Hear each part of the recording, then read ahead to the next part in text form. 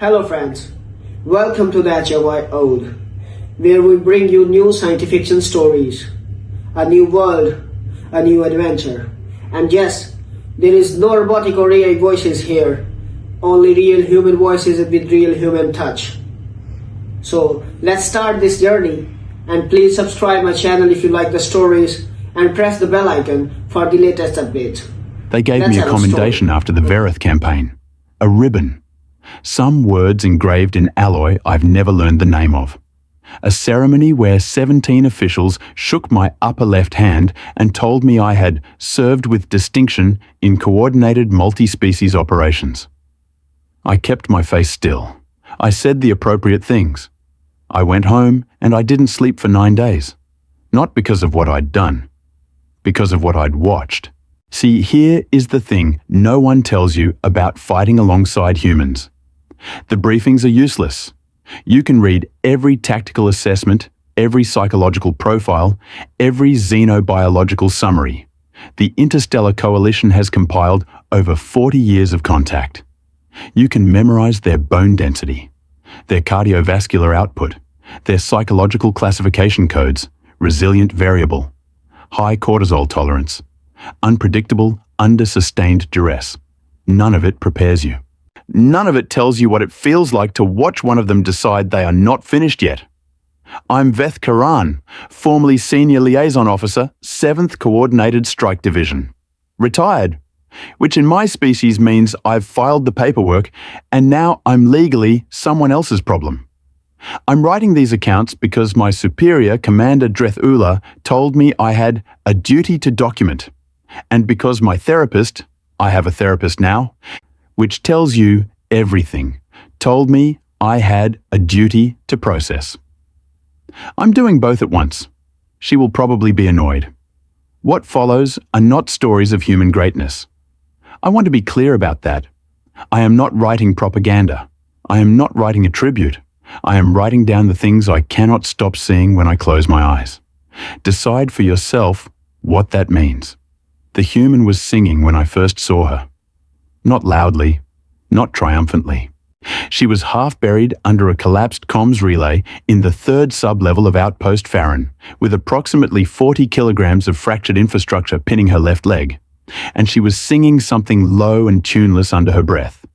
The way, I would later learn, that some humans sing when they are doing math, when they are too busy to stop and be afraid.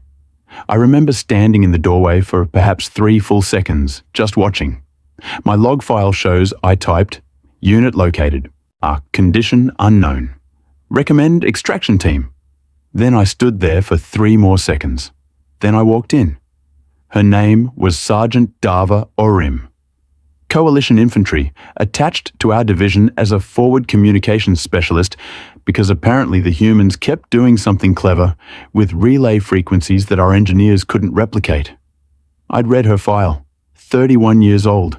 2 prior deployments, a 1 reprimand for unauthorized restructuring of classified equipment, which I had asked about once, and my human liaison had told me meant she'd taken apart a targeting computer to fix a water filtration unit. Did it work? I'd asked. Famously, he'd said, and left it there. The outpost had taken a kinetic strike 17 minutes before I found her. Fast-moving, partial warning. The kind of strike that's designed less to destroy than to disrupt. Knock out the relay, cut comms, and leave the sector blind. Standard Kethvar operational doctrine, which I knew because I had spent 11 years studying Kethvar operational doctrine, and which I found myself explaining to no one in the empty corridor as I picked my way through the rubble. I do that. Talk to my log like it's listening. My therapist calls it a healthy narration habit. I call it the only way I got through the war with anything resembling cognitive continuity. The relay was not destroyed. That was the thing. So it was damaged. 3 of the 7 junction nodes blown, the primary uplink array lying at a 40-degree angle against the far wall. But not destroyed. The Kethvar had hit it precisely enough to silence it. They hadn't bothered to hit it twice. Sergeant Orim had noticed this too. "You speak standard?" she said, without looking up from whatever she was doing with her hands. Her hands were inside the relay housing. I could not see what she was doing with them, and I found this immediately and deeply unsettling. Yes, I said. You any good with frequencies in the 4 to 7 gigahertz range? I am a liaison officer. I specialize in cross-species. Yes or no? No. Okay. She went back to the singing. I should have left. That is the honest account. I had confirmed she was alive, I had called for extraction, and the responsible action was to return to the upper levels and wait. The HFY were regrouping 6 kilometers north. We had perhaps 40 minutes before a second strike became statistically likely. I stayed because I was curious. That has been the engine of most of my professional mistakes. What she was doing, and I understood this only gradually over the next 18 minutes, in the same way you understand a magic trick is being performed before you understand how, was rebuilding the relay. Not repairing it, not bypassing it, rebuilding it with the functional nodes from the destroyed sections, with wiring she had pulled from the environmental system, and I watched her do this with my own eyes, and I am still not entirely at peace with it. With a clip from her own equipment harness reshaped into a conductive junction using the heat from her sidearm's charging port. That's going to damage I started. Yep. Your sidearm will be non-functional for 40 minutes, I know. I'm doing the math. The HFY regroup in 40 minutes, I know. I'm doing the math. I stopped talking. I held my equipment case and watched her hands move through wiring configurations that our engineers would have needed a schematic for, that she was apparently doing from memory, from instinct, from some place in a human brain I don't have a classification code for. The singing got slightly louder. I think it was the concentration. And the relay came back online at the 31-minute mark.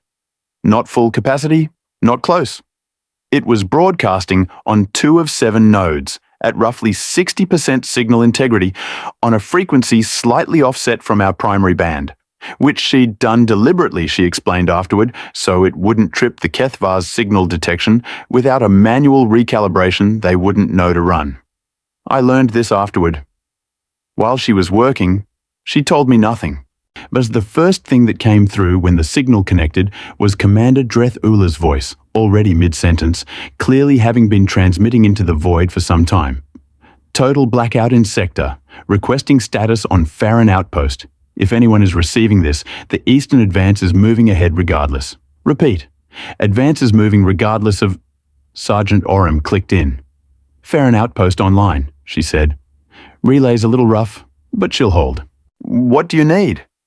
There was a pause that lasted long enough to be an emotion. Sergeant Orim. Sir?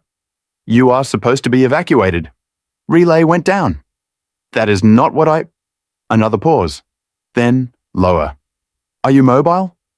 She looked down at the 40 kilograms of relay still pinning her left leg. She looked back at the transmitter. I'm in position, she said. I got the infrastructure off her leg myself. She did not ask me to. She did not thank me. She gave me a set of specific instructions about angle and leverage that were technically correct and followed them up with, you're going to want to brace your lower joints, which I did, and which saved me from a significant strain injury. And then, when the debris was clear, she stood up on a leg that clearly should not have been stood on and began relaying targeting coordinates to the Eastern Advance.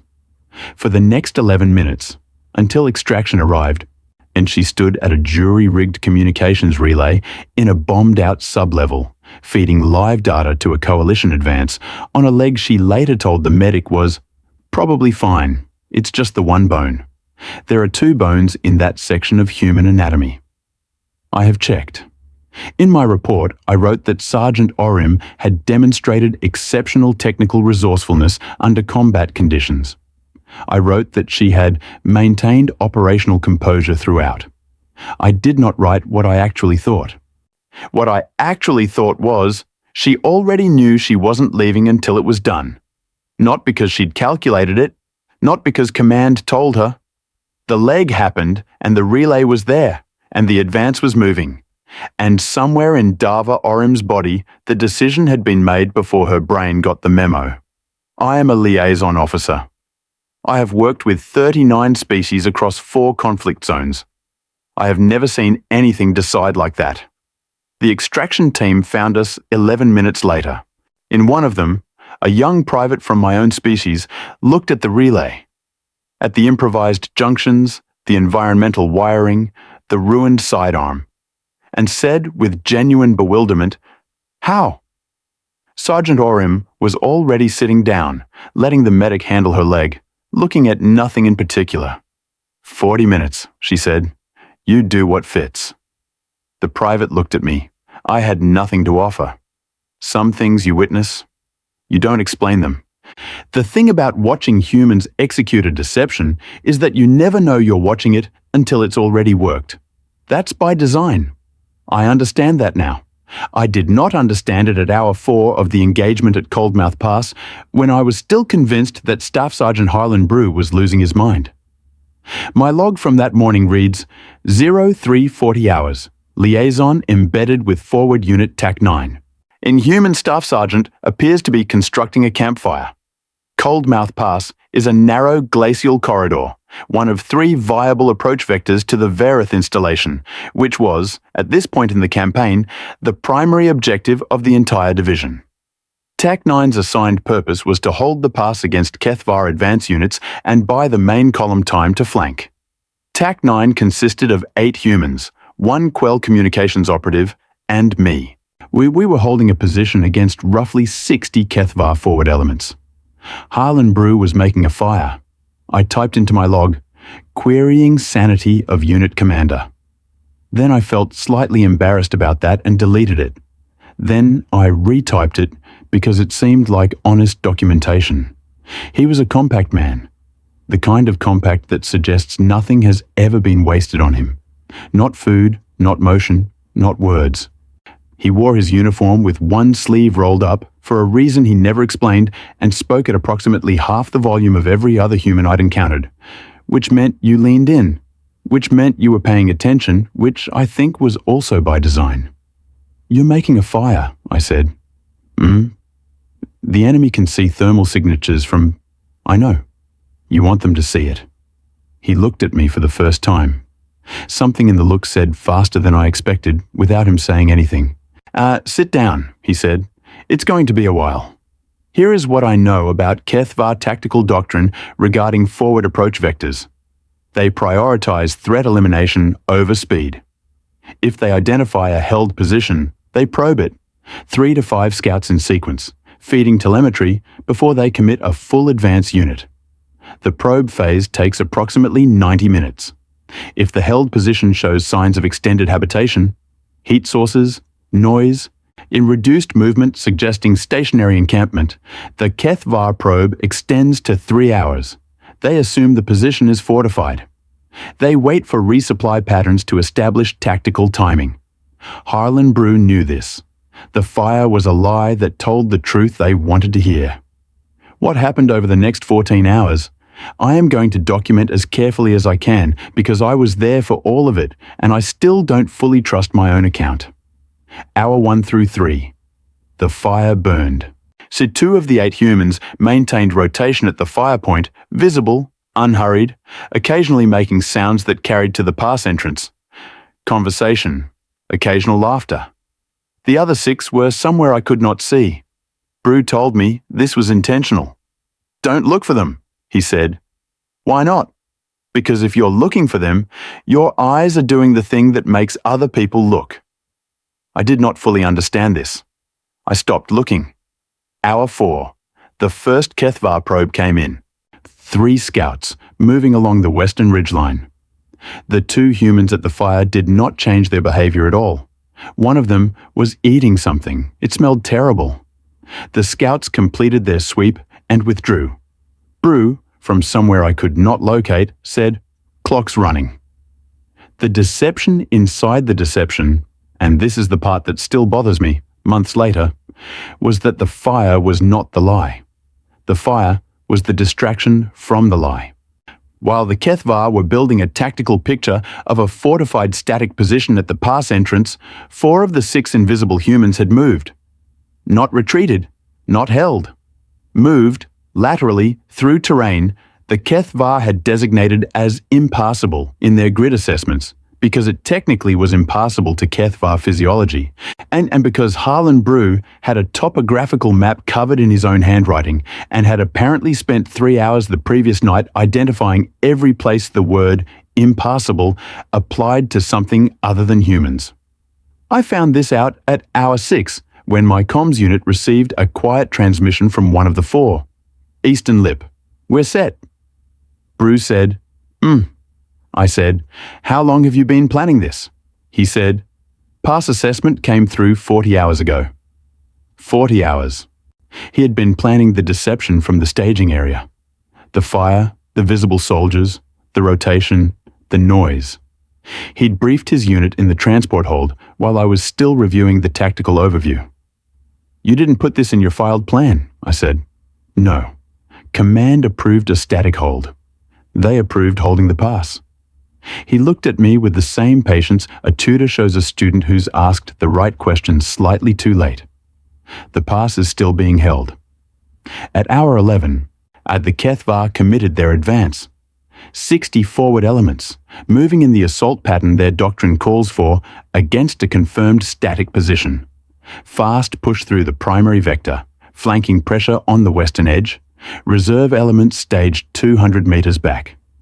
The primary vector push hit the 2 remaining humans at the fire and 3 staged explosive devices.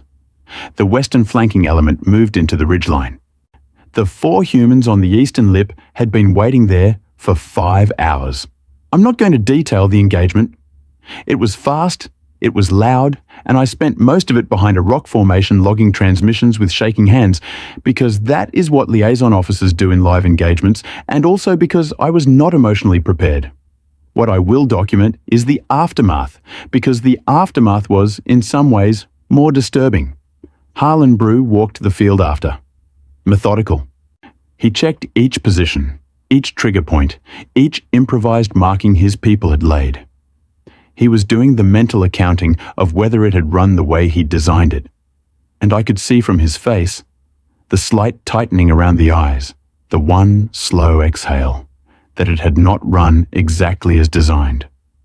What went wrong? I asked. Third trigger was 6 seconds late. Could have given the reserve element time to reposition. He looked at the spot. Won't happen again. There were no Kethvar reserve elements left to have repositioned. The engagement was a decisive coalition success. His third trigger was 6 seconds late in a plan that had worked in its entirety. You're unhappy, I said. He thought about it. It'll be cleaner next time, he said. I filed my report the following morning. In the section marked Human Unit Evaluation, I wrote, Exceptional strategic capacity. Pre-planned adaptive deception with multi-layered execution. Recommend citation. Then I sat in my bunk for a while. The thing about the Kethvar intelligence assessment, which I'd read, which I'd taken seriously, was that it described TAC 9's position as strategically untenable. 8 combatants against 60 forward elements in a fixed corridor. Strategically untenable. Harlan Brew had read the same assessment, the same numbers, the same pass. And then he'd spent 40 hours turning the thing that was trying to kill him into the thing that did the killing. I added one line to my report. Note, recommend all future tactical assessments regarding human units be reviewed with the understanding that the phrase strategically untenable may be interpreted by human commanders as a starting point rather than a conclusion. Then I went to get something hot to drink and sat by myself for a while, which is another thing I've learned from them. So actually, sometimes you just need a minute. I want to tell you about the worst night of the campaign and how I spent most of it not understanding what I was watching. Because the worst night was also. And this is the part I cannot make fit inside any frame I have for how living things work. Funny, not to me. I want to be clear. To me, it was the longest 11 hours of my life. But to the 8 humans pinned in that drainage corridor with the Kethvar cutoff unit holding the only exit and the ambient temperature dropping to what the environmental sensor called dangerous, and what I called an affront to any species with circulatory fluid that responds to cold. To them, somewhere around hour 3, it became funny. Corporal Yenna Sullis started it. I know this because I have the audio log, and because every other human present later confirmed it, which they found necessary to do because the story passed through the unit like something precious. What she said, in hour 3, in the dark, with her back against a drainage wall that smelled of something I am going to describe only as aggressively biological, and with a HFY cutoff unit 40 meters away, and a temperature that my sensor was now calling potentially fatal for biological entities with insufficient thermal regulation. What she said was, "Okay, but imagine explaining this to your dad." Silence. Then someone, my log identifies the voice as Private Reen Adso, started laughing. Quietly. The kind of laugh that you can tell is being suppressed because the situation is tactically awful and laughing gives away position, but which is also physically impossible to stop. Then someone else. Then Yenasalis, who had apparently not intended to be funny, said, "No, I'm serious. I'm going to have to describe this smell." And then it was most of them, and I was sitting there with my log and my thermal suit. I had a thermal suit, I was wearing it. I want that noted. Completely unable to process what I was observing. I want to give you the clinical account, because I am a liaison officer and clinical accounts are what I am for. The clinical account is humour under sustained duress is a documented human stress response. Comedic reframing of threat reduces cortisol accumulation. Shared laughter in group survival contexts reinforces pack cohesion, elevates trust, decreases individual psychological isolation. The coalition has a 20-page behavioural summary on this. I had read that summary. Reading a summary of a thing and watching a thing are different in ways that summaries do not acknowledge. The situation was genuinely dire. I should establish that so what follows lands correctly. We had been cut off during a repositioning manoeuvre when the HFY advance had moved faster than the projected timeline. A thing I had in fact flagged as a possibility in my filed assessment, and which I choose not to dwell on. And the unit had pulled into the drainage corridor as the nearest available cover. Sergeant Major Doss, the unit lead, had immediately begun the comms process for extraction authorization. This process requires verification, confirmation, route assessment, and approval through 4 command levels. It takes, on average, 6 hours. The HFY cutoff unit had settled into a holding position at the corridor exit. They were waiting for reinforcement. Reinforcement ETA, unknown.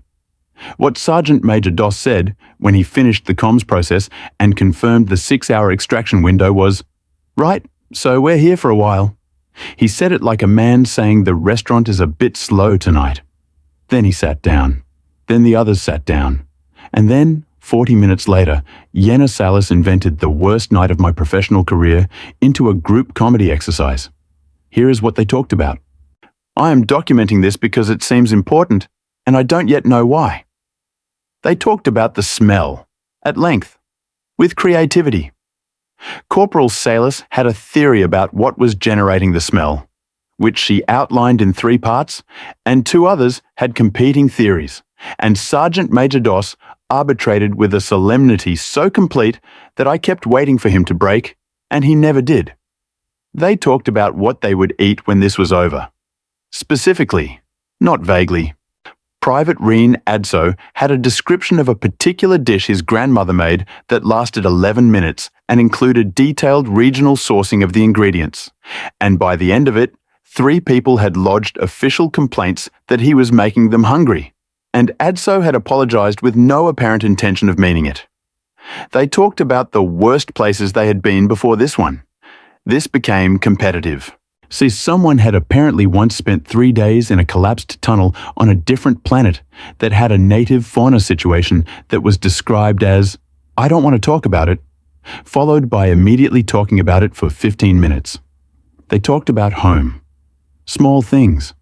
The weight of a dog's head on a knee. A particular window that caught afternoon light. A sound a city makes in early morning that you only know if you grew up there. At hour 7, the HFY reinforcement unit arrived. There was a pause in the conversation.